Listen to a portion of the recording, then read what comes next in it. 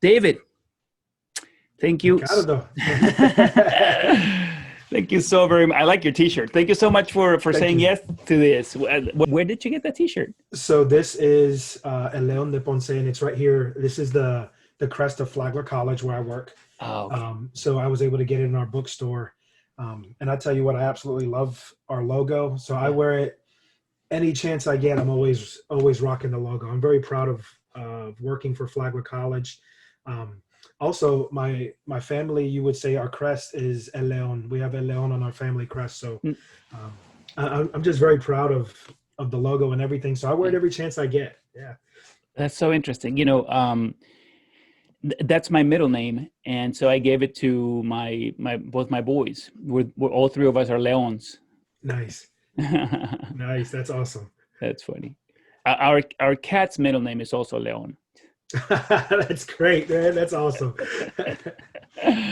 So, all right, David, awesome, man. Let's talk about fatherhood, and so and before that, um, I met you through your good friends with Jerome. With Jerome. Yeah. I've known Jerome since high school, Okay. and I don't even consider him a friend. I consider him a brother. Okay. He called my father dad. He was around my brother. He was in the same grade as my brother, so he was a couple of years behind me. Yeah. But instantaneous friendship, brotherhood, and then it continued even after I graduated and moved on. Um, I have a lot of love and respect for Jerome, and anybody who uh, Jerome befriends, I befriend too, because Jerome is a great judge of character and he surrounds himself with good people. Yeah. I really enjoyed the conversation that I had with him. It was so much fun that I almost feel like I wasn't able to really go into depth in some of the areas because there was just so much, and I wanted to Mhm. hear. I just kept expanding and not delving into anything in particular. That's what I felt happened in that conversation. Well, and I also feel that Jerome and I have a special friendship in that, um, my saint name is Jerome. So being Catholic, and it's funny that, one of the people I've known so much in my life, and one of the best, I would say, role models and father figures, somebody that I could look to as a gauge for if I'm doing something good and right, is Jerome. So, I mean, you talk Yeah. about, that small little degree of separation that brings people together. It's who would have known that when I chose my saint name, I'd end up with a guy who was my brother named Jerome, right? So That's interesting. So you you're are you married? How many kids do you have? yeah, so I'm married to Kathy Rivera. We've been together as a couple for 26 years. We've been married almost 23 of those 26. We have four children. Our oldest is Sadie. She is 20 years old and she's a sophomore in college in Texas. Yeah. I have my son Diego, who is 18. He's a senior in high school. My son Pablo is 15 and he's a sophomore in high school. And my daughter Sophia, she is 13 and she is in the eighth grade. Okay. Okay. 26 years married. Well, together as a couple, 23 married. 23 married. 23 Okay. married. Okay. Um, this is your first and only marriage, obviously, Yes. because you don't look Yes. that old. Oh, And thank you. and with this one woman you have four children. Oh, right. All four are from. All four, yes, are Yeah. from that marriage, yes. Yeah. Um, how are you a good dad? Um, I would like to think so. I think you'd have to ask my kids about that. And I will say I feel I am a good father because I still have what I would consider a good, strong relationship with each of my children. Yeah. Each one is very unique and different. And, so you can't just use a flat out blueprint of fatherhood for each of the children. You have to improvise and adapt with each of the children. So I feel that I'm still learning. And I feel that helps me to say I'm a good dad, and that the way I interact with my daughter last year at 19 years old is different than I interact with her at 20, and probably be different when I interact with her at 21. Yeah. So I would like to think I am, but ultimately my gauge will be when my children say, hey, we're fortunate to have you as a Yeah. dad. I think that'll be the gauge for me. Yeah. how important to your success as a father um, is your relationship with your wife? Oh, I think it's one of the key pieces, because whether it's my sons or daughters, I think one of the things that they are going to see in the relationship between me and my wife and parenting and me being a father is how important the mother is in helping me be a good father.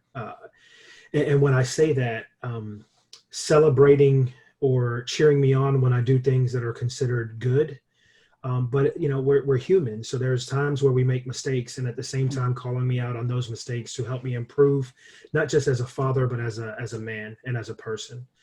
So the relationship with the mother, I think, is key and integral to being a good father. Um, Now, in me saying that, I'm not discounting those parents that are in single parent households. Mm, So if a dad is raising his children separate from the mom and there's joint custody and that kind of stuff, I'm not discounting that. But there still is a level of responsibility, at least from my perspective, from both parents to do the best they can to work together to help raise those children. And I think that's a key and a very important part that a lot of people discount. Do I think my wife can do it alone, to help raise, uh, you know, boys to be good men and become good fathers? No, but in the same note, I don't think a woman also by herself can just raise women to be good women and mothers. I think it takes both to end right, up right. being successful, either in fatherhood or in motherhood. Right. Yeah, no, absolutely. I mean, and definitely, all research supports what you just said. Yeah, you have to have both. It just only Mhm. makes sense, right? It's just it's so clear. And but it's also interesting that you brought up this idea that about the single parent, right? Because I asked you about your situation and your relationship with their mother, that in this case is your current wife, and you're living together. um but but it's important to note here that for those fathers that are not living with their children's mother, there's still that very important relationship factor, right? They're I think that you said it, you touched on it, but I just want to repeat it. If you're not living together, you still have to think about your relationship with her. That co-parenting, how you speak about her to your children, right? And how you communicate with her while they're watching and listening to what you're saying, right? Yeah, and a There's lot of lessons that, in that. Yeah. yeah, and a lot of that stems from, even in my family, there's co-parenting going on in separate households in my family, and I see some of the goods that come out of it, because maybe the couple had something going on and they just thought it would be better to be separate, and they're civil with each other, and the kids are healthy, productive. They know both parents love them. They know there's Mm. a respect there. They understand that for whatever reason that relationship didn't work out, but that relationship isn't a direct impact on the love that each parent has for the children. But then I've also seen instances where it's not a good relationship, and the toll it takes on the children, kind of the shuffling back and forth. Then some of the kids talking junk about the other parent when they're with the opposite parent. So, I've seen both sides even within my family. I think every family, nobody's immune to that situation. And I think it's important that in this day and age, we need to pay more attention to how we treat each other as parents, because that ultimately is going to determine whether we're raising good, productive children in this world. So, Yeah. Yeah. Yeah. Emotionally healthy, hmm or not. Definitely. You know, the longer that I function as a clinician, as a therapist, the more I recognize how unprepared most of us are to care for another human being. I mean, I just see it over and over again. I think I'm in these situations so often where a man will say to me, yeah, it was kind of a surprise that she got pregnant. And I'm like, really? You weren't having sex? And Yeah. Yeah. and he goes, no, we were. I'm like, oh, so it wasn't a surprise. Well, no, yeah, well, we weren't planning, but I said, but you were having, unprotected sex. Hmm. Yes. I'm like, oh, all right. So you were planning on, right? I mean, it's like, and there, yeah. I mean, so Yeah, that's so, so right, man. That's so right. and it's so confusing to me because, but I mean, and I don't want to be mean. To a great extent, I really, even before getting my master's, I was already thinking about these things. So, in all fairness, um, when I hear men say these things, what scares me is that if you can be so confused as to how sex creates a child, how confused are you about what you should be doing for the well-being of that one day adult human being? That's what scares me so much, you Yeah. know? Yeah. And, for me, kind of revolving around that, my wife and I were fortunate that, um, when we wanted to have children, we were able to have children. There were no real complications. My wife, thank God, didn't have any miscarriages or anything like that. And I think the biggest challenge for us was not necessarily like, oh, we're having a baby. It was, okay, here comes the baby. Are we going to be good Yeah. at parenting? Yeah. We look at, we both have good relationships with our parents, and we both hold our parents in such high regard and consider our parents to be really good parents. And I'll stick with the relationship I had with my father. Um, the older I've gotten, the stronger our relationship has become. And I was always just going, man, I hope I can do half as good with my kids as my dad did for me. Mm-hmm. And I think about how I grew up, growing up in the projects in New York. You know what I mean? It's so different than the life I've been able to give my kids now. Yeah. We live in a nice suburban neighborhood. The two cars, the garage, the dog. So it goes beyond that for me as far as being a good father. I look at, um, my we never grew up wanting anything. Actually, let me rephrase. We never grew up needing anything.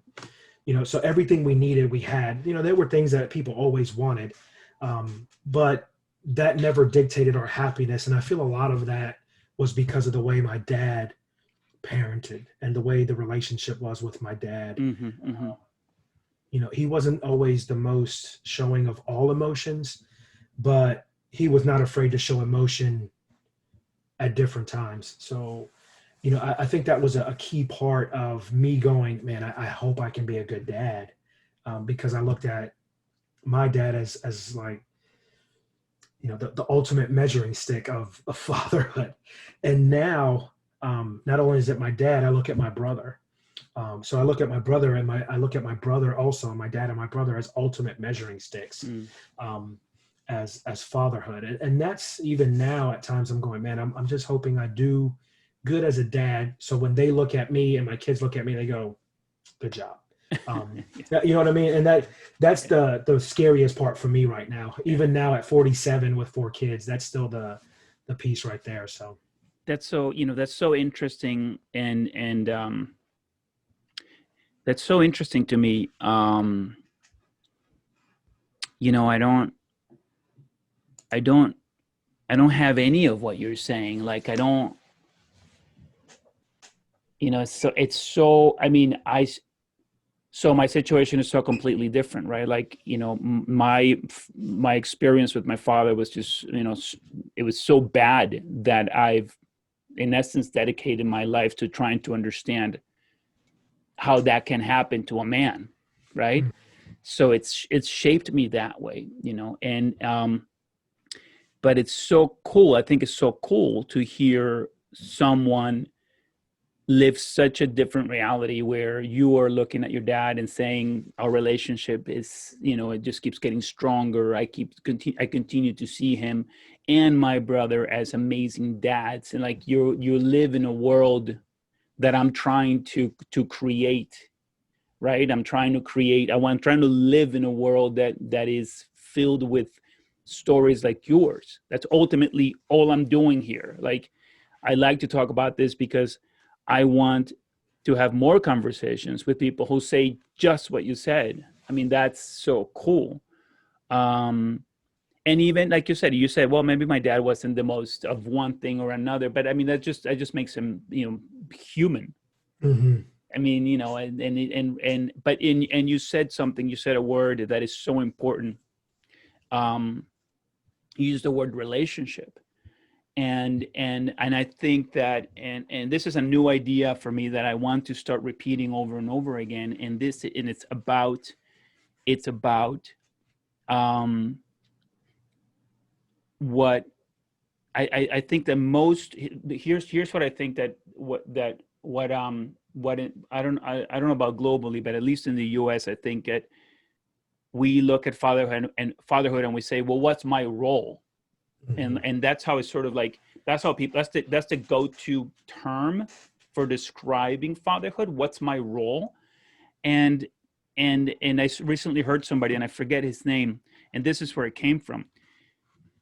um if you start to try to figure out what your role is, you're going to find yourself very confused, right? It continues to Yeah. change. It's always evolving. Yours can be different than mine. Your role, my role, what are our roles? I think that what's key here is that men begin to ask themselves, what's my relationship with my children, with my child, right? What's my relationship? Meaning, like, even before that, to say, well, I want to have a relationship. What does it mean to have a relationship with a child? Yes. So, in talking about that, that's something that I had to figure out and learn, because the relationship that worked for my dad and me doesn't necessarily work for Yeah. me and all my kids. Now there's one that actually I would say mimics a lot of the relationship I had with my father, and that's my relationship with my son Diego. Um, I look at it and it's very similar to uh, how my father and I's relationship was at pretty much the same stage in life. But each kid has their own personality, very different. And what's funny is trying to figure out how to first plant the seeds of that relationship, then continue to water and nurture it. And now that it's grown, continue to just take care of it and realize that it may grow in just different directions. So, I have some of my kids are big into athletics, and that is a relationship that really helped solidify my dad and I, because he was also an athlete. I played sports in school, so did my brother. But not all my kids are big into athletics. Some are more into the arts, some are more into music. And so trying to grow that relationship between us, take a bigger interest in their interest, and show that I actually care. Um, that takes work, like any meaningful relationship. And that's sometimes where the doubts come in if I'm doing a good job as a parent. Mm. So like with my oldest daughter, she's big into her music, and I took for granted when she was in high school probably playing music, and I didn't pay attention to it as much. But now that she's in college and away from home, whenever she comes home, I'm always on her. I'm like, how come you don't practice as much as like you used to? I was like, you're in the band in school. I said, I just, and it's that I want her to know that I miss hearing her just play the music in the house. And it's important to her. So it's important to me.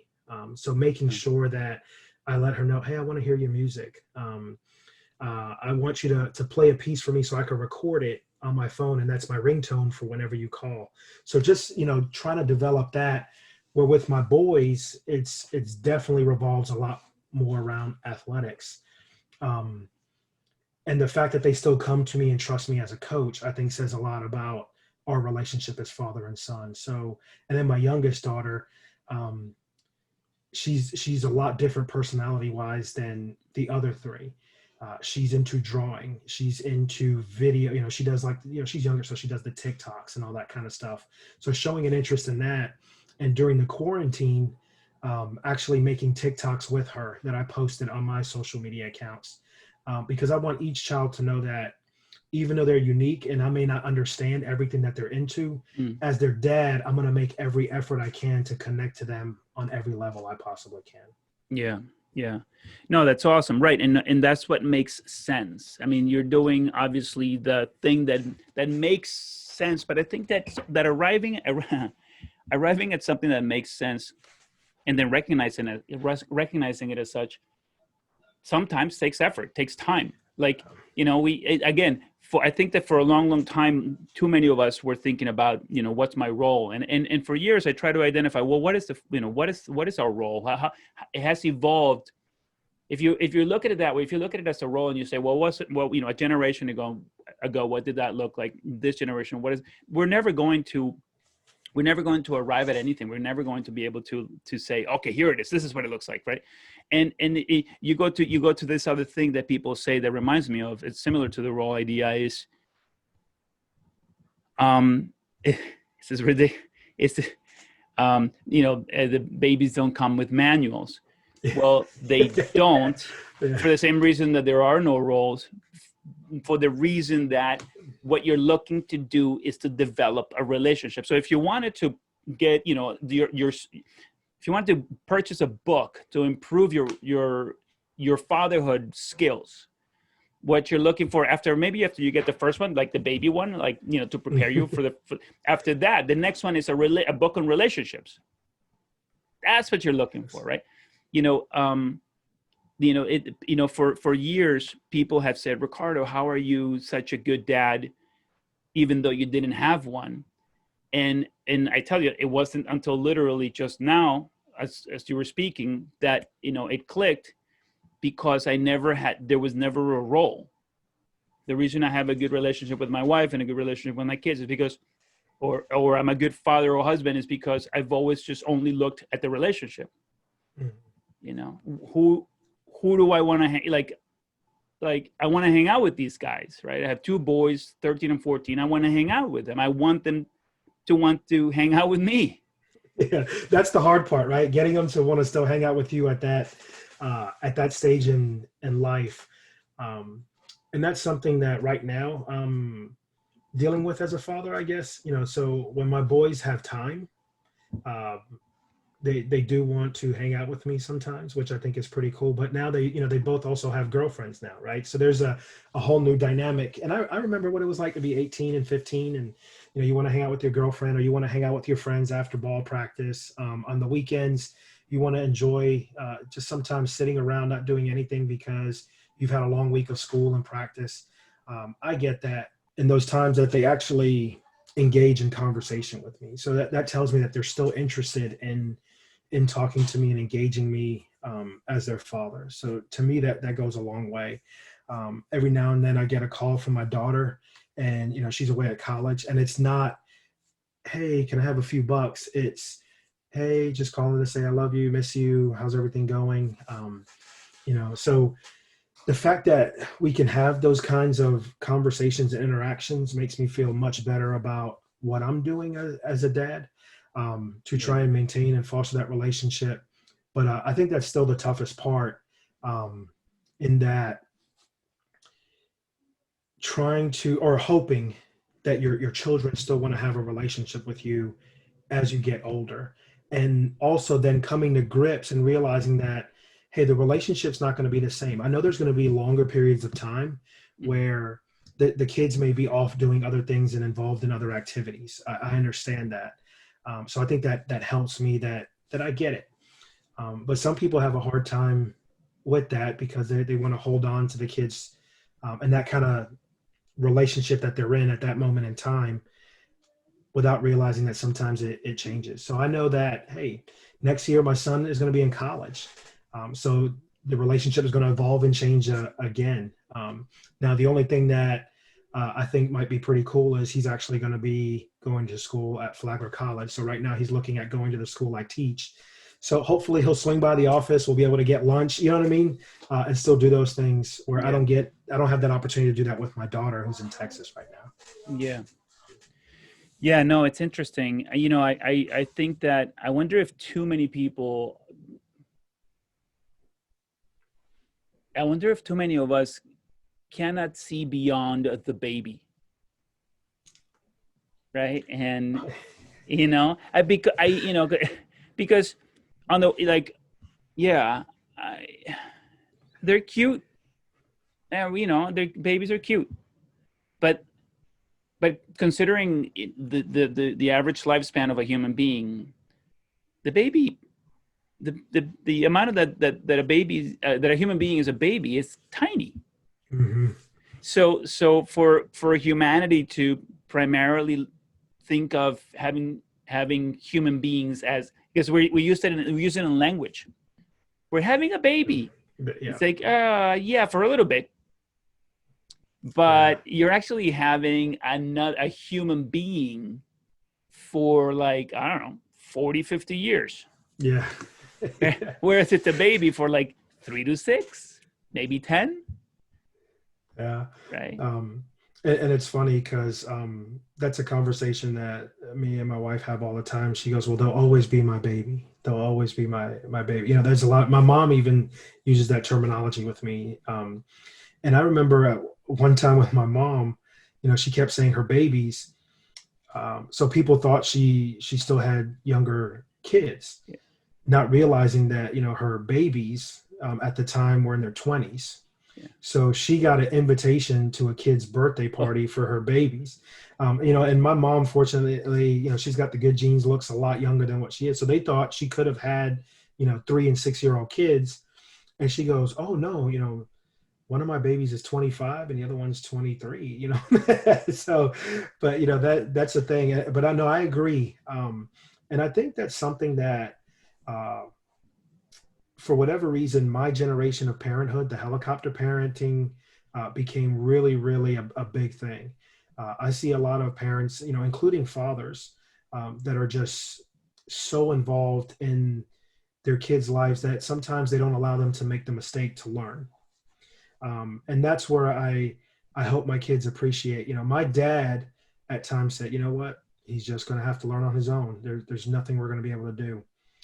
So with my kids, a lot of times with certain things, I give them advice, but I know at some point, you know, my son is 18. You know, my older son is 18. You know, he's, for all intents and purposes, he's a man. You're right. He's going to make his own decisions. So he may take my advice and still decide to go do his own thing. That's how he's going to learn, and hopefully grow yeah. from that. And I think that's a big part of fatherhood as well, allowing your children that if they're going to go out and make a mistake, that's okay, but be there to help pick up the pieces if they come back to you and they say, "You know what, I made a mistake, I don't know what to do next," and then you could help offer advice there. Mm, yeah. So Yeah, yeah, yeah, yeah, yeah. Yeah, what's sort of a, I think that maybe like the word father like hurts a lot of people. I mean, I think it almost maybe makes people not think correctly of what's happening, because I think that maybe the word father is like this weird role idea. And whereas it's, like I've always, again, I only like, I mean, I love my boys. I think they're so awesome. I enjoy them as babies. Um, but ultimately, like my idea was always that these guys were eventually going to want to go on their own, and Mhm, hopefully they would want to come back to me and hang out with me. mhm, Like because I'm back, because I'm of value, right? Because so for me, it's always been, well, how much information can I just like download into their hard drives, and how quickly. It's always been that way, like, let me just download as much as possible so they have all the tools they could possibly need. And so they can, like spread their wings and experience life fully, or as much as they possibly can. And then that, that they would want to be, best friends with me. Mm-hmm. Right. But I never really thought of them as like, these are my babies. Like I never, I was always just testing them and teaching them. Here's an example of Yeah. how the kind of a father that I've been. My oldest, as soon as he's only 13 months older than the other one, and but it started then, right? As soon as he could walk, and as soon as he could kind of understand what I was saying, I would test him, and I would say things like this. I would say, "Hey, here's an example. It's not. So I would say, go to the cabinet in the living room. I mean, we're talking about like a baby. This is like I forget at what age they walk, but as soon as the guy could walk, I mean, he was in a diaper still, right? I mean, this is what I'm saying. Like he was tiny, Mm-hmm. but this is one example, right? And of course, the commands became more and more complex as time went by. But this is one I remember him being a tiny little baby. Say, go to the cabinet in the living room. Just words. It's all I used, words. And bring me back, the small red box. And he would look at me like so focused. And he would, and then he would be like waiting, for the go, right? Like you can picture a baby guy. He was like, oh, I'm gonna do this, and then I say go, and he would turn around and then come back, and almost always he brought back the right thing. But of course, it was always, every other time it was far more challenging. There were longer, instructions. But my idea was always, I want him to have as much information as much knowledge as possible. I want him to think as clearly as he can possibly, because it's the kind of relationship that I want to have with him, right? I want to be able to have a conversation with him where he's going to challenge me, because eventually he's going to give me the instructions. Mm-hmm. I wanted that, right? I wanted him to be able to do this sort of thing in his career, right? So when we talk about, role versus relationship, that's where it changes. That's where they're not the same thing at all. If you think, what's your role as a father, you're gonna miss the relationship and the relationship when they're adults, which is the vast majority of their life. Yeah, and I guess I then, when I look back, I've always focused on the relationship piece. Oh yeah. Because and I'll use this as an example. You just talked about roles. And if you think, Latino families, the traditional role, mom at home, kind of taking care of the house. And then there's certain things that is expected kind of from that mother aspect. But a lot of times with my boys, they'll go, hey, Dad, I need help getting this stain out of the laundry. Like I've always been very meticulous with the laundry. They also come to me to iron shirts and that kind of stuff, which is almost that little difference of quote unquote traditional roles sometimes in a Latino family. So I've never focused on, like, my role as a father is to teach them to be a man and these are the things that men do. It's always been the relationship that we have with each other. And maybe that's why I feel pretty good about where I stand as a father to my kids, because I've never focused on role, always focused on relationship. And maybe, in that way, that's what my dad did with us, was a focus on building that relationship with us growing up. Because my brother and I with our dad just have an unbelievable relationship. Mm-hmm. Career, my dad is not an educator. My dad was in law enforcement. So I guess in a roundabout way, he did training, but I teach on a college campus. I got my PhD, but I call my dad for all kinds of advice when it comes to career. Yeah. Because of the relationship that's right. There. My brother does as well. So I guess, maybe that's why things have always worked out so well between me and my father, and hopefully they're working out well with me and my kids, because we focused on relationship versus what is my place as a father. Because then I agree, then you're focusing on the check marks and the task, versus, hey, let me build something Yeah. good there. Yeah, yeah. I mean, you can't go wrong if your focus is building a relationship. It's the same thing with your partner, with Hmm. your partner, right? Whoever your partner is, right? Whether it's your um your male partner, your the mother of the kid of your kids, like whoever your partner is, and you think about the relationship. If you're always focused, like what is how do you develop a good relationship, right? So if someone is thinking, well, where do I start? There's a zillion books. Pick Yeah. any book, and then, but I would say that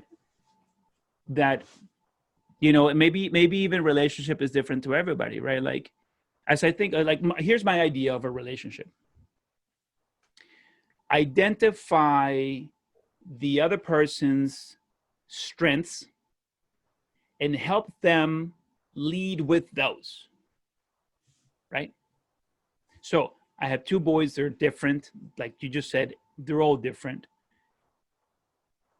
One is better at something than the other. So whenever we are together as a team, I choose the one that, it's like he likes doing this. I go, why don't you do this since you're so good at it?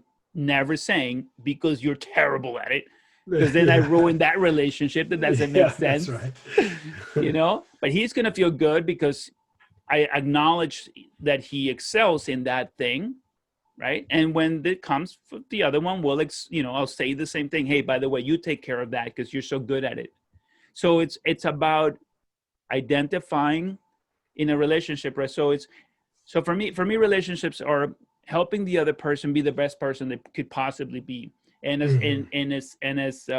as the man that is in charge of them for now, because they're so little, um, it's um, helping them be in more of those situations, helping them have challenges. But you mentioned earlier, if they make a mistake, I don't want the kind of relationship where when they make a mistake, they're not going to want to come to me, Hmm. which is what Exactly. somebody who would be pointing their finger, well, you should have known. No, no, no, no. I'm 48.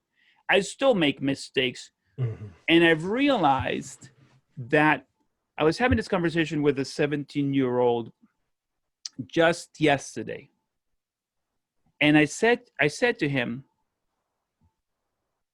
if you're moving forward, if you're going somewhere, you will always be making mistakes. And Yes. that's it. So for a father, anyone listening to this that tends to come down hard on their child because they made a mistake, you're missing the point, right? The child has made a mistake most likely because they were trying something new, right?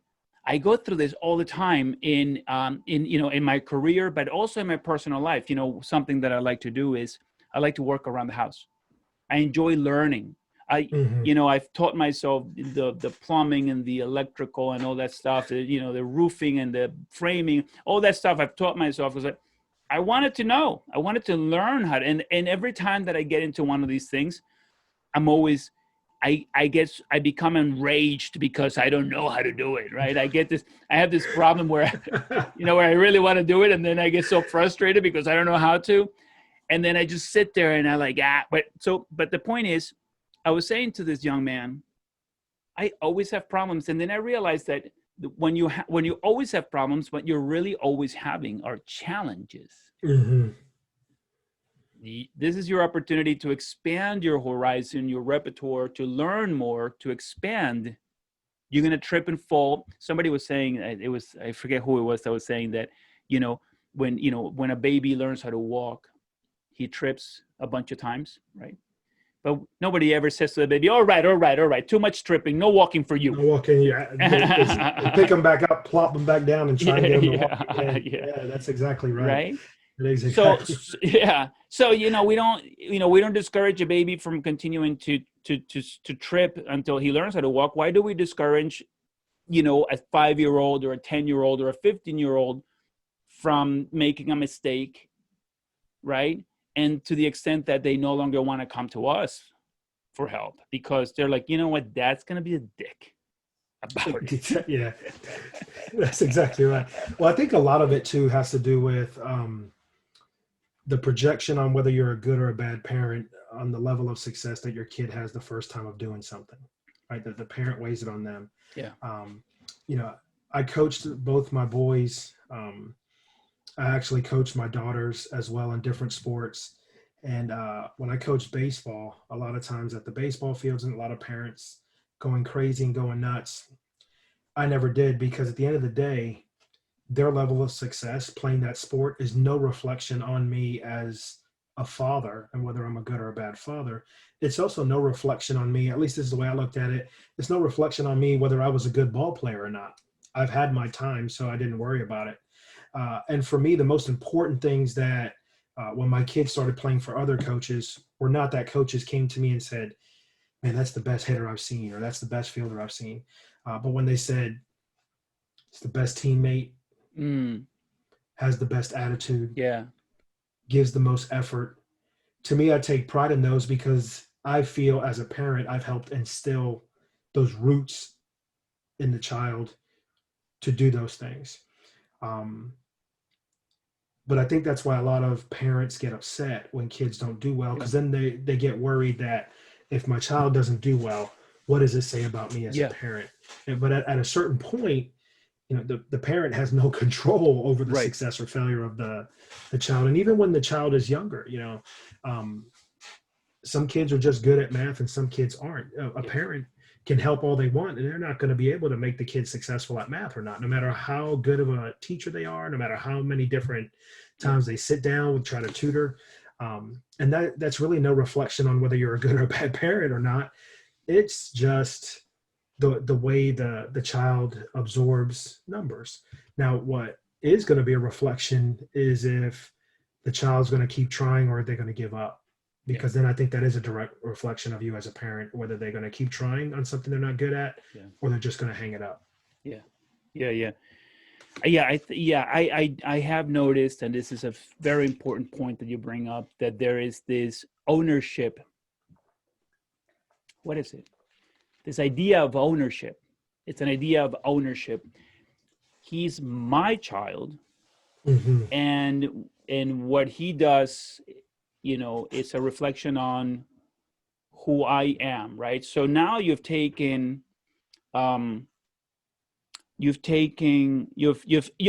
inserted yourself into his life. Yeah. You've inserted, like, to the extent that, you know, there's just literally no way that the child, boy or girl, can ever get it right. How can they? How can they possibly know what it is, what you're thinking? They can't, and they're not extensions of us. They're not an extension of me. They are independent thinkers, individuals, unique.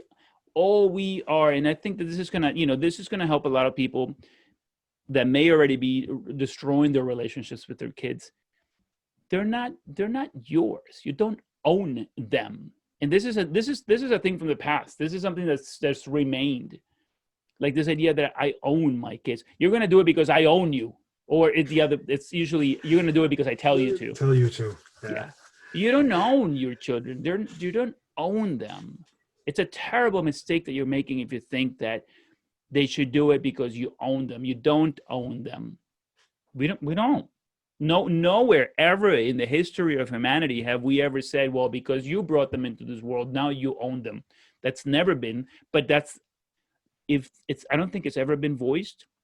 I certainly have never heard it, but it's certainly the attitude that a lot of parents that you're talking about, you know, they're on the sidelines, you know, like losing their minds because their child is not doing well. And now the parent is feeling like, oh, the other parents are going to look at me like I'm a loser because my child's such a bad, you know, I don't know, whatever player.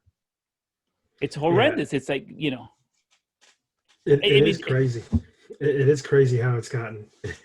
Yeah, and so the child's going to come off the field, and the parent's going to give him like a big, like, you're full of garbage, and there goes any fun that the kid, that the child or young adult might have had, because how can you, the parent cannot coach from their minds and another mind. It's an impossibility. Like you said, all you can do is like teach the basics, teach the rules of the game, see what this person does, right? And it's interesting because I think a lot of people are very clear on, my child's so wonderful, they did so great, right? And they'll like they'll even play around with, I was terrible at sports, but he's so great, right? So that parent, like, everyone accepts him.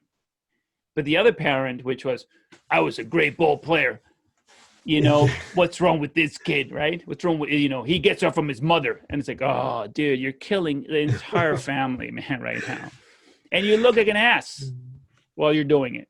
Exactly. I think also too, what um, parents, and I'll say specifically as fathers, what we emphasize to show a lot of pride in when our kids do certain things versus what we don't, I think also is very telling of us as fathers. So, my son plays football.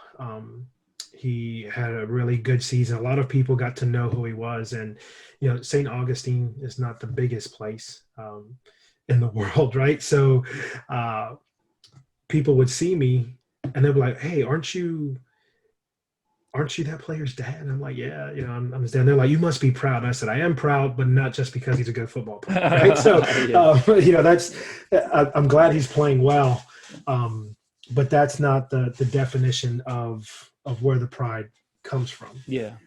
Yeah. I take a lot of pride in everything that my kids do. They do good in school, and I even made it a point where just how they carry themselves and how they treat other people. I try to accentuate that as well. But like, hey, good job about that. Yeah. And also try to let them know that sometimes if things don't go exactly the way you think they should, that's okay. And again, I'll use my son as an example. He was playing in a game and a guy hurdled him, like jumped over him as he was trying to make the tackle. Um, so we saw it on social media, and the first thing he got home, I was like, "Man, you had a great game right up until the point where that guy jumped over you, right?" So we started laughing about it, and he was like, "Man, that's crazy." I was like, "It's all over social media." He was like, "Yeah, man, I know." And I was like, "Well, what can you do?" I said, "If you ever see them again, make the play next time. That's just life." So, Yeah. we kind of giggled about it, and I think he appreciated that we were able to laugh about it. Mm. And I think that's important that as a dad, it's okay to laugh at yourself at times. Yeah. Right now my kids love just making fun of me because I'm 47 and I just can't move the way I used to, right? I can't run the way I used to. I can't just do certain things. So the old man title. I Yeah. live in a 2-story house, and I'm like, man, we may have to move into a 1-story. And they're like, yeah, oh man, you just can't. You know what I mean? So to laugh at those things and say, hey, that's part of being a dad. That's part of life. I think is just as important of all the things that you celebrate.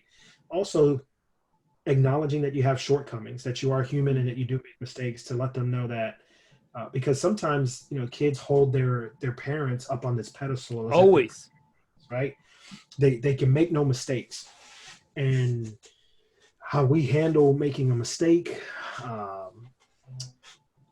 is telling. Is telling to our kids how they should handle that. So that's a big part of fatherhood, and that's something I work on because uh, everybody I think is their worst critic. You sit there and you just evaluate things. You're like, oh, I should have done this. I could have done this better. I could have done that. That when you can acknowledge that, hey, we're all not perfect. We make mistakes. That's life.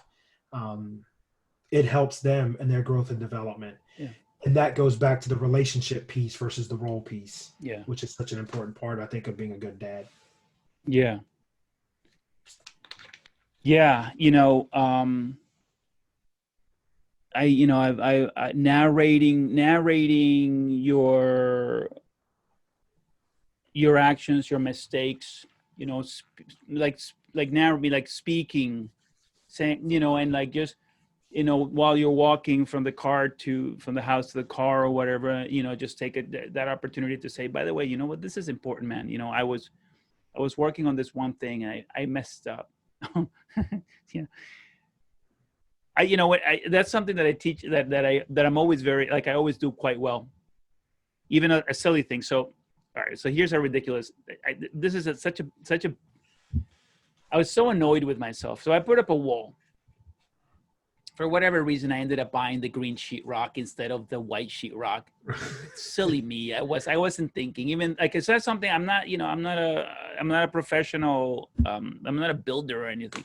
Yeah. I brought okay. And I decided that I was going to paint this wall yellow. Okay, it's going to be yellow. I forgot to buy the primer. So I'm like, yeah, forget it. So I put the first coat on, and I'm like, man, I can still see the green sheetrock. What a jerk. What a schmuck. I'm like, you know, here I'm trying to learn and I still make this mistake, and I should have watched another video on how to do it.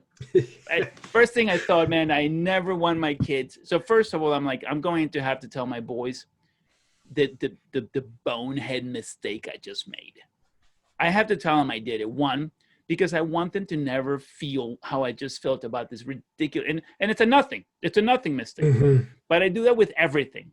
So that's just the most recent thing. So I brought everybody up to the room and I go, you see how that looks greenish? Yeah, that's because one, I bought the wrong sheetrock. Two, I failed to prime it. And three, there's the result, right? So don't ever do what I just did. So why do I do that, right? For a couple of reasons. One is I really do want them to be able to build a better wall than me. But two is I want them to recognize that here is this guy who they look up to. I mean, you know, my kids are babies compared to yours, and I'm just a year older than you. So we're in such a weirdly different place. Mm-hmm. But I want them to look up and say, because they still look, I probably still look pretty big to them. And I want them to look up and see this big older guy with a beard, you know, graying and stuff. And he can be a real dummy too.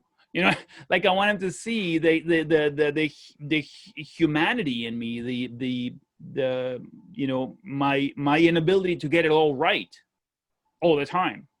Yeah. You know, because you know, very often they idolize you in ways in which they ignore, they filter out all the bad stuff that you do. Exactly. And kind of building on what you just said, the apology. I think that's something that's big too. So my 15-year-old son is learning to drive, right? So he's driving my truck, and we're going, and he cuts a turn a little tight, and as he's going, I'm like, "What the hell are you doing, man?" Yeah. Right? So you like screaming, and it's like, "Oh, well, yeah." Then it makes him more nervous. Anyway, we make the turn, and I was like, man, thank God there wasn't a car next to you, man. You would have crashed into them, ran them off the road. And like, so I start going off, and I can see the look on his face. So we're driving down the road a little bit, and I turned to him, I was like, man, I'm sorry I yelled, man. I know that when I yelled, it probably made you more nervous, but I wanted him to know that I was sorry. That usually I'm pretty calm when he's driving. It's like, hey, watch out, be careful for this, and kind of sit back and relax. But at that moment, it was. Yeah, and you could see he was like, what's going on? You know what I mean? So he got nervous. But I let him know, hey, man, I'm sorry. I shouldn't have yelled, because that just added to the stress of the situation instead of de-escalating it. And I think that also goes a long way, to let them know that fatherhood does not equal perfection. Yeah. If anything, it should be the exact opposite, that fatherhood equals flaws. We embrace those flaws. We try to do the best we can to overcome our flaws and be better individuals. And that's what fatherhood is about. So hopefully in that moment, him getting an apology from me, he acknowledges, okay, that's my dad. And yeah, my dad may be a really good driver, but even he makes mistakes when it comes to driving and instructing and doing all that kind of stuff. And it's okay to make a mistake. Yeah. No, I'm huge in apologizing. It was, you know, oh man, I'm like, so I want to teach him things that I like to do, and they don't like to learn those things. So what I have to do is pay them, right? So I I'm paying my older one to come and work with me on this one project, and I'm like, dude, you're doing this wrong. You're doing this wrong. You're not doing this right. I'm like, come on, hurry up. Chop, chop. You're still doing that. So from time to time, I would catch myself. But basically, at the end of the day, 6 hours later, I've really I fucked up this entire exercise. I've been the worst teacher ever. So I spend the rest of the evening going down to his room and being like, dude, I'm so sorry, man. I lost I'm sorry. And I said it a bunch of times. I would go in there and hug him, and he'd be gaming and go away, but I'm sorry. And I hug him and I kiss him. I'm like, I messed up, man. I'm like, I lost my, I was just in my world, and I was trying, I was the worst teacher ever. I'm sorry. I didn't know how to make up. I was like, how could I have gotten it so wrong? My expecting, a 13 or 14-year-old, they don't know anything. Yeah. They're still blank slates. They're still practicing walking. They're still practicing talking. They're still practicing thinking. They're still practicing all of this stuff. And here I am, a grown man, expecting this guy to know everything that I know, that I've taught myself over decades. It's like, I don't know how the hell could I be so narrow-minded, short-minded, ignorant? What a jerk. I was really annoyed with myself, but I apologized a bunch of times, and God willing, I will not make such a big deal out of absolutely nothing. Yeah. It was nothing. Even if your boy had, destroyed another car, as long as everybody was alive And safe. Yeah. So what? There's insurance companies, and maybe there's a deductible. Problem solved. Exactly. And I learned a good lesson from a friend of mine in North Carolina. Our boys had made a really, really dumb mistake. So my son and his son hanging out together, driving around, just being teenage boys, right? So we get a call. They're like, "Oh, the car's being towed." Oh, we need money so they could take it off the wrecker. So I go with the other young man's mom. She goes, "Hey, Dave, do you want to go for a ride? I need your help with something." And I was like, "Oh yeah, sure." So we get in her car and we're going, and I was like, "So what's up?" And she's like, "Well, the boys are in a little bit of trouble, and there's a wrecker involved, and the car is being towed." And I was like, "What?" So we get there, and my first reaction is I'm upset. Yeah. And I'm like, that was stupid. You guys should have known better, right? So I start going through the whole thing. He arrives, pays the wrecker, the guy driving the wrecker. They take the truck off, and he goes, I'm just glad everybody's okay. That it's a little bit of money, we have the truck. There's nothing wrong with the truck. The guy's going on his business. The boys are okay. I'm just glad that they're safe. And at that moment, everybody kind of took a step back. Yeah. Right. Everybody took a step back. And he's another one that I look at and I go, that's the way it's supposed to be done in that instance. Right. So, then I shifted the way it just kind of was acting. And then I pulled my son aside and I was like, Mr. Shelton pulled out all his money and he helped pay for this. You have a part-time job. You really need to thank him, and you need to give him your share of what it costs because of what your part. I said, that's the responsible thing to do. And then it was more of a conversation than me going, hey, this is what, and I think my son appreciated that. But at first it was probably like, damn, man, my dad's being a dick. I know I messed up. I don't need you to tell me that I messed up because I know it, because look at all this around me. Yeah. Thanks for pointing out that I messed up. And it took me looking at another father to see that what I was doing was not necessarily in the best interest of fatherhood at that moment in time. So yeah.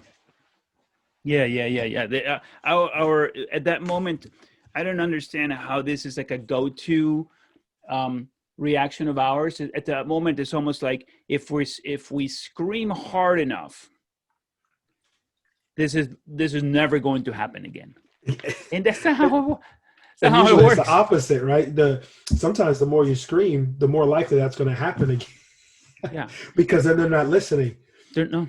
They're zoning out because they don't want to hear the screams. So they're doing this to the screams, so that they're not absorbing the lesson, and the chances of it happening again go up because they're not paying attention to anything that's being said. The teaching opportunity has been wasted. Mm-hmm. It's been missed because you've decided that you're going to you're going to ensure that this never happens again because of how forceful you are. But that never worked for us when we were kids. We never enjoyed it when our parents came down really hard on us.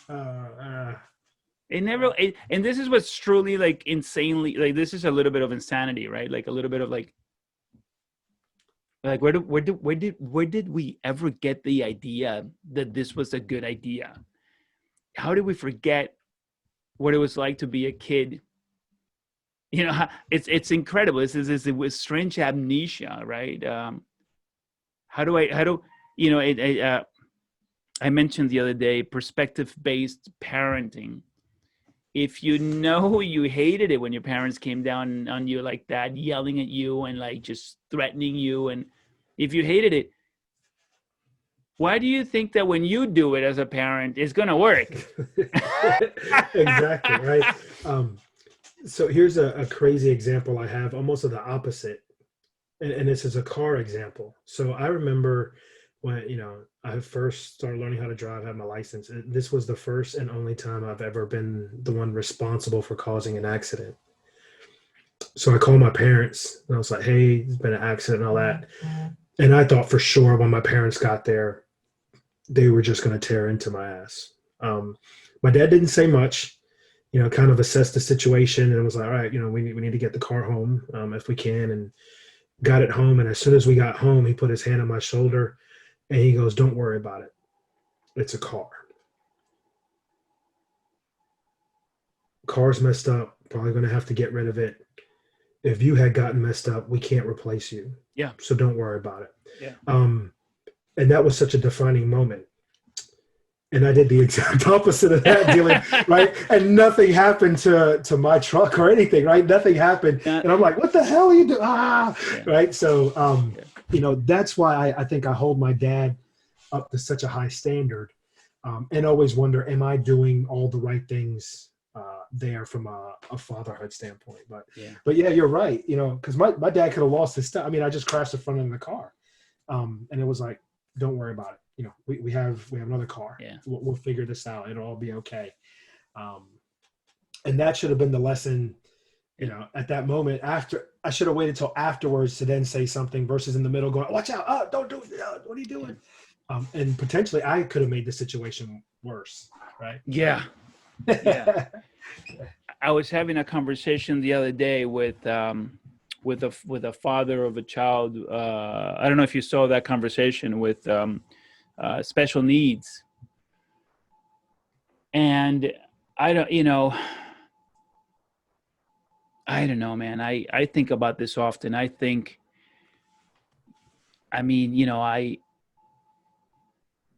we're so lucky that our kids can become that which we always thought that we could have in them. He had dreams of playing catch with his boy, having conversations with him. All of that just taken away from him, Yeah. And here I am, dude, why can't you sand the wall right? I mean, come on, right? Yeah. Perspective.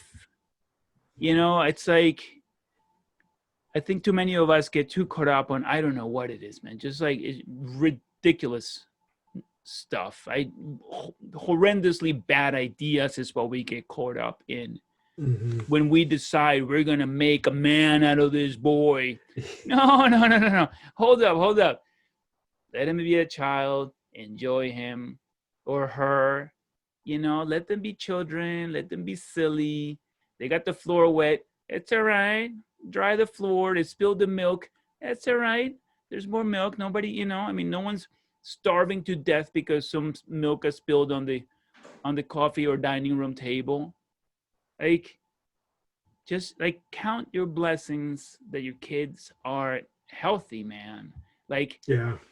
when I spoke with him, I broke my heart, man. Like I think about it, and you know, and as you know, I'm lucky to be able to talk to a lot of other dads who have children Hmm. with special needs, and it's like, and when I hear the real problem, the real issues that these families are going through, I mean, they have real problems, man. I mean, they really Yeah. do. That system that doesn't support them, children that are difficult to understand as to what are they communicating? Why are they behaving this? They cannot tell you. They cannot. They don't have the ability of verbalizing, and here we are, like, yelling at the kid for not making the goal and like being real dicks about it. Yo, why'd you miss that, man? Yeah. That Who was a cares? wide open shot. That was Yeah. so easy, right? Yeah. The goalkeeper. Yeah, that's right. It's like, it doesn't matter that the goalkeeper wasn't even in the goal. Who cares, man? You're being a jerk. Be nice. It doesn't matter. Like none of it. Like when, and I mean, look, there's going to be a balance that I have to achieve with this issue that I'm having, right? I'm not going to be permissive. Hmm. I'm not going to be like, yeah, man, go ahead, do whatever you want, smoke your weed, do your drugs, party late, or whatever it is. They're not doing that yet, but they're not doing that yet. Yeah. No, Right. Yeah. yeah. No. Right. Right now, the biggest problem I have is that they want to stay up gaming for long, after midnight. I'm like, no, still no. Um, but I think that as adult men, we must attempt to be more intelligent, and especially with our anger. Boy, like we're like crazy, angry, aggressive. I am, and a lot of people, a lot of men are. We don't know what to do. Maybe we don't know what to do with our emotions, Hmm. right? Like we have, yeah, Oh yeah, I definitely agree with that, especially from the male perspective of emotions, and I think a lot of it has to do with sometimes we're taught very early on, you don't cry, you don't show pain, you don't show weakness, and yeah, and you bottle things up. So then when there's a chance to express, it's not expression, it's explosion, yeah, right? It's an explosion, and I think uh, that's a problem. So I try to communicate to all my kids that the expression of emotion is okay, and especially even more so, a lot of people are talking about 2020 and how bad it was, and it's rough. 2020 has yeah, been rough for so many people. But one of the things that I tried to focus on is that it really has adjusted my perspective on a lot of things and showed me that there are some things that are just not important, that they're absolutely just not important. And what's more important is mental health, mental well-being, um, being happy with our family structure. Because mm, I tell people I was very fortunate in that I have a larger than quote unquote normal family for this day and age with six of us in the house. yeah, So my daughter was home from school. So there's six of us in the house plus a dog. You know what I mean? yeah, So even though everybody's like, gotta stay away from, there were six of us. We're playing board games. If yeah, we decide to go in the backyard, we can throw a ball around. There's six of us doing all kinds of stuff. And it really, I think, allowed us to become a little bit more in touch with our emotions. So we're not dealing with explosion, we're dealing with mm, expression. yeah, Um, but I think as men, we don't learn how to express, we just learn how to explode. And I think that's part of the problem, and that's something even I work on now, um, especially for things that I have done a lot or experienced a lot. My son, we got a 1974 El Camino and I gave it to my son, and that's what my son drives. So we can still work on that car. Well, I used to work on cars with my uncle, so there are things that I know, but he's 18, he doesn't know, right? So yeah. I'm sitting here and I'm like, damn, bro, what the hell? Yeah. That's me. You know what I'm saying? Yeah. And I should be going, hey, when you work on this part, this is what you need. Let's Yeah. get this, because he's got literally zero experience doing it. And I'm pretty sure if I go back to when I was 18 Oh, and learning how to work on cars with my uncle probably had those same exact thoughts. But I'm pretty much 100% sure he wasn't like, damn, bro, you don't know a damn thing. You know what I mean? I know that's not where it was coming from, because he was actually trying to teach me how to do it. And yeah. instead of doing that with my son, there were a couple of times I was like, damn, how do you not know this? How do you not know this? you know? I hate that. I hate that about myself so much. How do Yeah. you not know this, man? You know, like I'll ask for a tool and nothing comes back. I'm like, dude, what the hell, man? Yeah. Or they come back with a few, right? They're like, which one? And you're just sitting there like, But it's so oh man. unfair, because I find it like, Yeah. like I said, oh, so what happened was my oldest, he needed some money to pay off. He wanted a gaming PC and he needed some extra money. So I'm like, all right, fine, I'll pay you. But in the 3 days that we worked together, he improved, right? He learned a bunch of stuff, and I noticed the difference at the end of 3 days. And this is a part that was most memorable to me. This guy now knows what I know at 14 in 3 days. Like I was able to download that, but I don't have to be a jerk about it. Mm-hmm. Just be at 3 days. He's clear on the drill, the bits, right? The drivers, whatever. Without having to be rude about it. But Well, I think also part of it is, as fathers, sometimes that's a tough pill to swallow when your kids are advancing at such a fast rate compared to you at that same age. And I think that's, again, one of those things that um, unfortunately sometimes is just a cultural thing that is there, that you as a father are supposed to know everything. You're the keeper of all this knowledge. Because I even think of my boys, and I give them a hard time sometimes messing with them. And I was like, man, you guys couldn't compete with me when I was 18. Bullshit. They're much better than I ever was at that age because of the situation they're in. Um, I look at both of my sons, and I'll go with the younger one at 15. Him athletically at 15.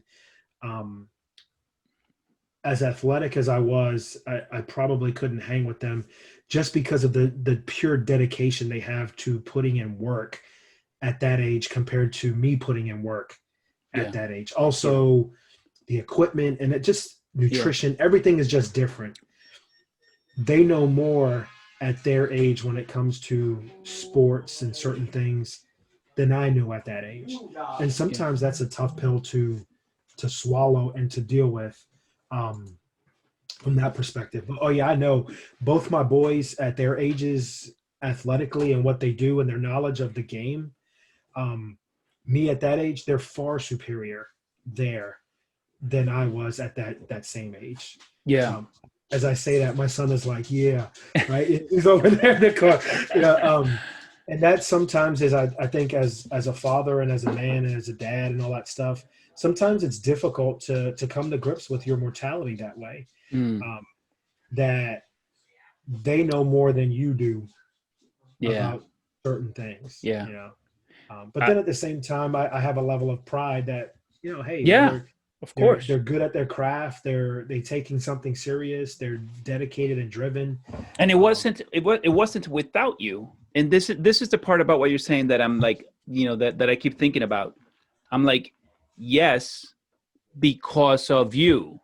Like if you had been, you know, the opposite of who you are, right? Not a guy who's focused on relationship or cultivating, um, their skills, um, or knocking them down, whatever. Then they wouldn't be better than you. You would have achieved that greatness of, I was better than you. But in reality, ultimately, what we want is, and I see it with my kids, like, my sisters say it. I don't notice it as much, maybe because they're my boys and I see them all the time. But my sisters, they're always like when they're done, like when we're together in social events, even like forever. But so for as long as my boys have been able to communicate verbally, my sisters have always looked at me and said, Ricardo, wow, those guys can really, they can hold a conversation and they're just children. That's something I'm very proud of, right? You're into sports. I don't. I My sports are a little different. I really didn't like. I liked. But anyway, that's a whole other story. But I attribute, like I am happy for them to be able to communicate verbally um, with adults at this Hmm. age, and they can only do that because of me, and I'm proud of them, right? Like I was there and I made that happen, right? Concerted cultivation on that thinking front, you know Yeah. and I know that they're going to, like, very, like you were talking about, like a little bit older, and I know that very soon they're going to completely leave me in the dust, because yeah, because it's already like they've already, like, I've downloaded it, like that, the download has been so fast, so much, so early on, that very, very soon I am going to look like a real dummy, next to these guys. Yeah, and I guess I'm okay with that. The tough part of it, honestly, I would say, is the physical side of it. Yeah. So both my boys are very physical. They play football and baseball. So the tough part of it is when they're like, "Hey, let's go do something," and it's the physical aspect. Um, my mind is willing, but the body always isn't. And the tough part is, I want to say not too long ago, I went out with my boys and we were throwing.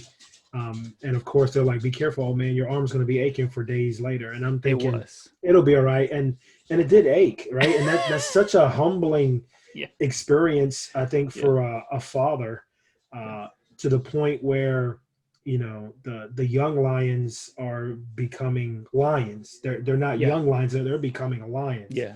Yeah. And physically, they're stronger than you are in certain things. They run faster, they throw harder.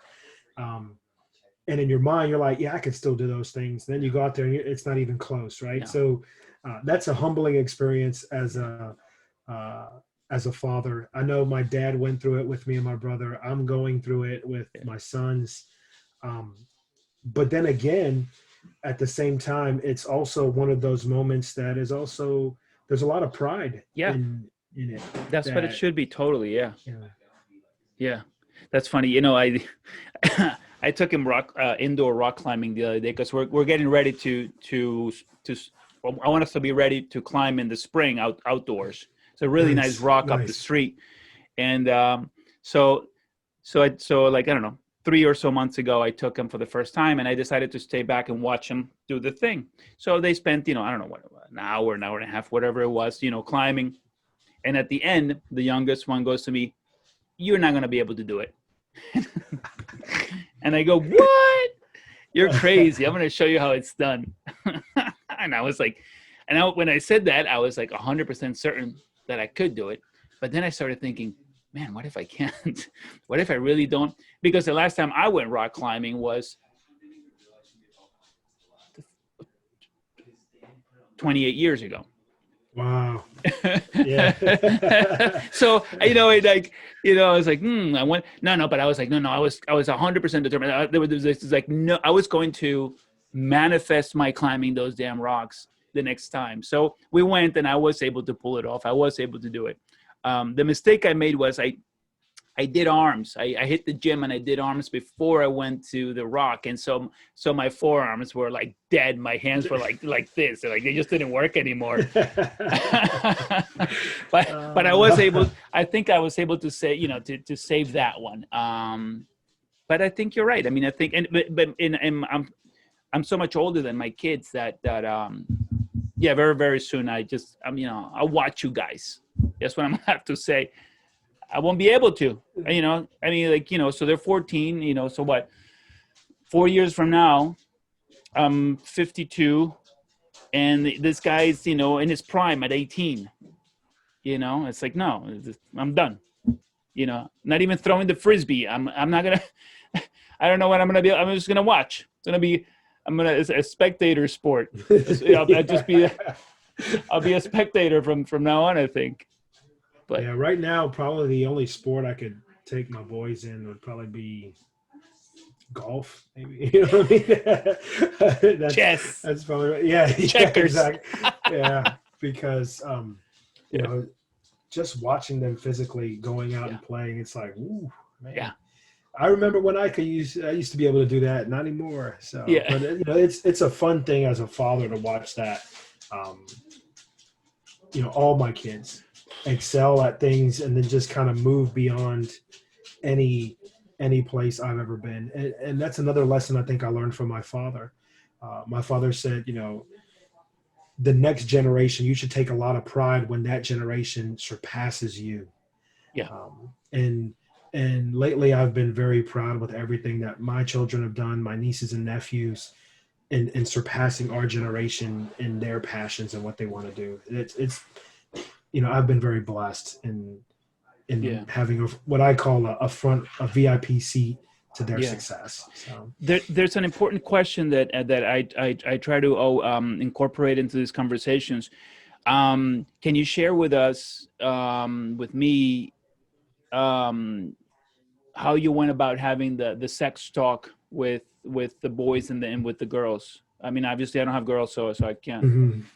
um, the that talk mostly, at least with the girls, their mother actually sat them down. Yeah, But whenever the conversation comes up, at least from the perspective of the sec talk, starting with the girls, um, I always try to give them the perspective of what they should be looking for in a significant other or somebody that they think they're going to be sharing themselves with. The respect, everything should be built on friendship. Um, and I'll be honest, the conversation with the girls, at least from my perspective, felt a little bit simpler and easier to have. With my boys, because we've always had a very upfront and honest conversation around various topics. I knew I was going to be very upfront and open about my thoughts about the sex talk with them. Um, and I knew it was going to make them feel a level of uncomfortableness. mm, Uh, and I say that, of course, this is all going on in my head, how it's going to play out. But the conversation was so much smoother. Any kind of conversation revolving around that, and I think they know my stance. I would always tell them there's a level of respect, and if you ever reach a point where there's not respect between you and somebody else, you really don't need to worry about the reaction from her family, because I'm going to be the one that's going to chase you down if you do something wrong yeah, along these lines. yeah, yeah, Also told them, hey, be careful. You got to protect yourself. This is how you protect yeah. yourself. Did you buy them did you buy the boys condoms and or the No, girls? no, but the conversation of availability, how they can get them, Okay. and then I also told them, if I said, if you're too embarrassed to go get them, then you're not ready. You're still too immature. But if you're reaching that point where you're just not sure, I'll be honest, didn't say this to my girls, did say it to the boys. Hey, if I got to take you, to make sure you got them, just in case, you Yeah, just let me know. And that's the conversation my mom had with me and my dad. yeah, Um, and I'm glad they did, and I'm glad that my dad parented me that way and had that conversation with me, as well as my mom. In that, growing up Spanish Harlem, the chances of young kids getting pregnant in high school, you know what I mean, just because out of exploration, nobody talking to them about yeah, sexual protection and being safe, the chances of that happening were very, very high. And both my mom, they said, hey, we don't want to be grandparents, mm, not right now. This is what, they were very upfront and blunt about everything. They're like, this is what sex is, this is what you need to do yeah, to be careful. This is real talk. yeah, And I think them being that way with me helped make it a little bit simpler for me Yeah. to address it. I think it's something that is a difficult conversation, and I'll be honest. I think a lot of fathers are in denial that they have to have these Yeah. conversations. They think it's just miraculously going to be transmitted telepathically. I don't know, Yeah. but I know a lot that say, "Oh, I didn't talk to them until," or it Yeah. was kind of later, and you're like, "Oh man, you Yeah. waited." And Yeah.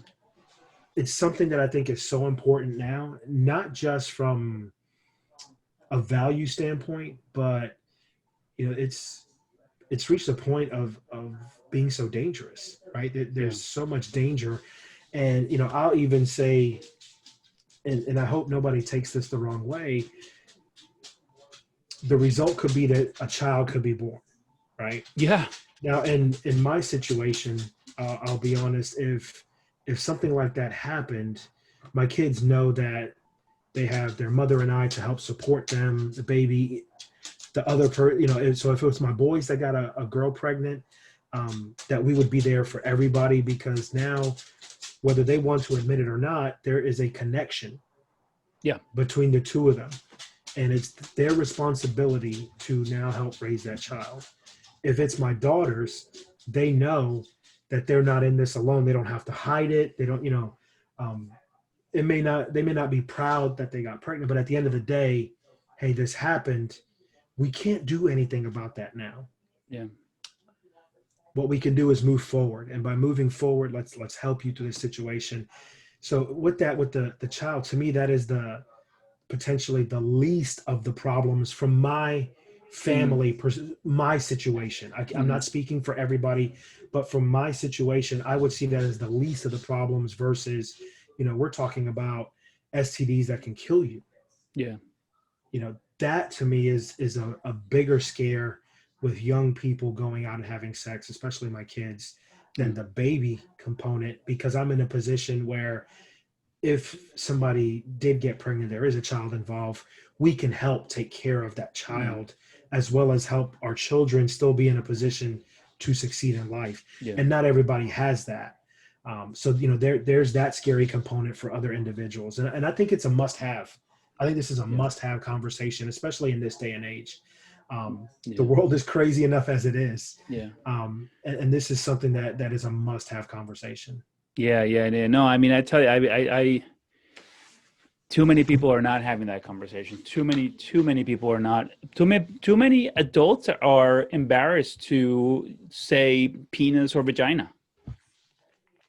It's like, Yeah. really? That's what you're embarrassed to say? Of all the insanity that comes out of your mouth, penis and vagina are the things that are screwing you up? Is that like, how can that possibly be? Are you saying that there are some people who don't have, like, there's some men who don't have it, there's some women who don't have it? Are we, like, and then I just this continues to blow my mind. Everything living has had to have, well, I mean, maybe except what, single cell organisms, but other Yeah. than that, everything living has had to have some sort of sex to exist. Yep. And yet, how is it that, you know 2021, and we're still struggling with, and look, age appropriate, you're not gonna go all out, and when talking to your 4-year-old boy or girl, but you don't stop having a conversation, and then you adjust the language so that they understand what's happening, and Hmm. not just, when they're that little. It's not because you're afraid they're going to be getting somebody pregnant. Of course, you're not at 5, but Yeah. because you want to protect them. You want to protect them. We know that there's this horrendous um, behavior by many family members, by an insanely large number of family members, brothers, uncles, fathers, friends of the family that are, for whatever reason, not thinking correctly, and sexually abusing Hmm. children. And when you decide to call a vagina the cookie, and he's using the same cookie, and she comes to tell you that someone's been eating her cookie, You don't know what the hell your daughter is Your saying. daughter's You can't. talking about. That's You don't know right. what the hell Yeah. what is she talking about? You're like, oh yeah, the cookie, and then that's like this. Oh my god, it's like, no, like just use real language because these are real human beings. And again, and this, I go back to, she's only going to be 5 for a tiny little bit. She was only a child for a tiny little bit, and she's going to be a a woman that for 5, 6, 7 decades struggled with this one conversation that you could have just simply had with her.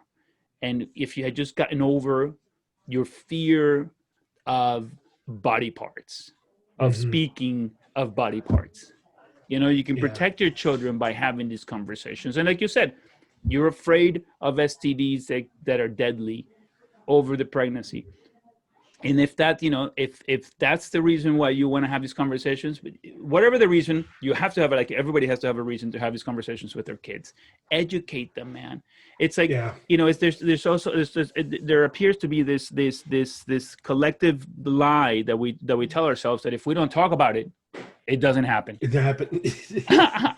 Yeah. Really? Yeah. Yeah. That's is that what we believe? Is that really how we're gonna function? And they say, what is it? They say ignorance is bliss, but the only blissful person in that is the parent, because the kid is ignorant of what they should be knowing. Yeah. To protect themselves, right? To put themselves in a position to be safe. Yeah. And my argument for that statement has always been, a dog that is beaten daily, that doesn't know that getting beaten daily is bad for him, is still getting beaten daily. Daily. Yep. But yeah, it's crazy. Yeah. All we can do is, have these conversations and help, hopefully, others like us, coming up, hear these words and something resonates, clicks, and they, hopefully will begin to have conversations. I think the key to these conversations is conversation itself, right? Let's, have conversation with your family members, with your loved ones, talk to people, talk to you, and stop being so damn critical. Yeah. Yeah. That's the hard part, right? Conditioning yourself not to be so critical. That's the hard part. Oh my God.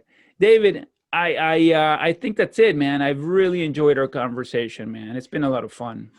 I tell you, Ricardo, every time I have a conversation with you, it's just great. I think this is great what you're doing. I think it's necessary, especially when you look at men and a lot of, and I'm going to just stick with Latinos.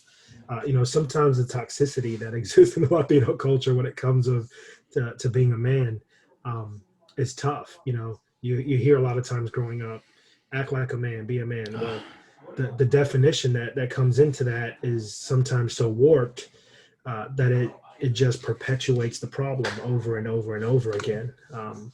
And I think having conversations like this with individuals like yourself and, like what Jerome is doing, being involved, and all those dads that hop on to show us that the way we brought up or talked to, even though we now feel that we're productive individuals, it's not necessarily the best way to go about everything. That there's, just because you think something is good doesn't mean that there isn't room for improvement. Yeah. So, I really appreciate you doing this because it's really opened my eyes to things that I can do better as a dad, because I want not just my sons, but my daughters to be in healthy relationships where they feel good about all aspects of what they bring and who they are to the table, as well as the person that they've chosen to be with. Yeah. And it's having conversations like this that are going to be the key to achieving that. So I appreciate you for doing this, and I appreciate the invite, man. Thank you so much. Yeah. Thank you for saying yes. David, I'll see you soon. Yes, definitely. I'm looking forward to it. And if you need anything else, don't hesitate to reach out. Thanks so much, man. You're welcome. You have a good night. My best to you and your family.